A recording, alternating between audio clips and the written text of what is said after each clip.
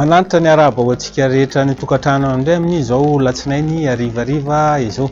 Tomba zatra moa isaky ny latsinainy dia atolotanao ny mety vinavina ny toetrandro amin'ity herinandro dia avitsika aty indray.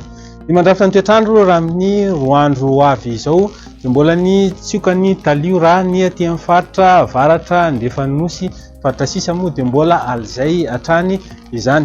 Araka ny fanlazain'ny namana maliko dia misy le tagovan-drahona izay navelan'ny Francisco ka io dia isaka anatina ny morontsiraka tsinanan'ny nosy iny.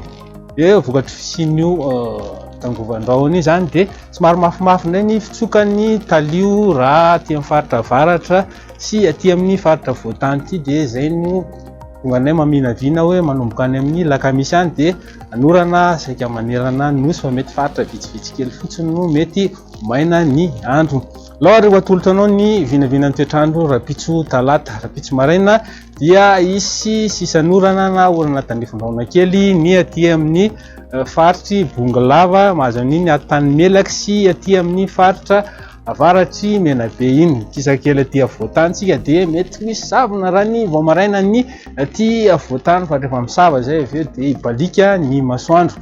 Misy fa ny aty amin'ny faritra avaratry nosy no somary andrahoandrahoana ny andro. Raha ny tolakandro indray dia isy orana tandrifon-drahona ao arakotroka ny aty amin'ny faritry Sava, Diana, Sofia sy Boeny ary aty amin'ny faritry Betsiboka iny. Ny faritra sisa moa dia voavinavinaina maina hatrany. Raha ny maripana voavinavina rapitso dia eo amin'ny 4.0 hatramin'ny 7.20 degré Celsius ny aty voatany aty. Raha tamin'ny faran'ny herinandro iny zao natratra hatrany amin'ny 7.30 na 7 degré Celsius ny tato amin'ny faritra atsimo andrefanosy iny efa fa somary fa nisy fidina zay izay vinavinainay tafidina hatrany amin'ny 5.30 degré Celsius.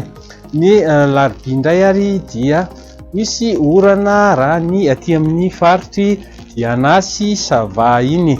Korak'izany koa aty amin'ny faritra Tsinanana zany hoe aty amin'ny faritra Atsimo Atsinanana mahazo amin'iny faritra nosy iny mety hitatra kely aty amin'ny ilany atsinanan'ny Moromany sy Orombeny iny izany.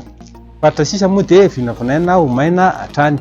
Raha ny maripana dia isy fidinan'ny maripana aty amin'ny faritra Tsinananosy aty izay mety tafidina any amin'ny 8.0 hatramin'ny 7.20 degré Celsius any.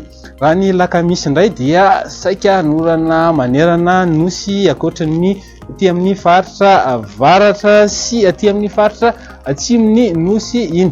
Ny maripana moa dia isy fidinany saika isy fidina zany ny maripana manerana ny nosy mihitsy isy fidinany kely izany. Zay ary no azoko mifampizaraina amin'izao hariva izao mametaka ny marapeona indray veloma tompoko.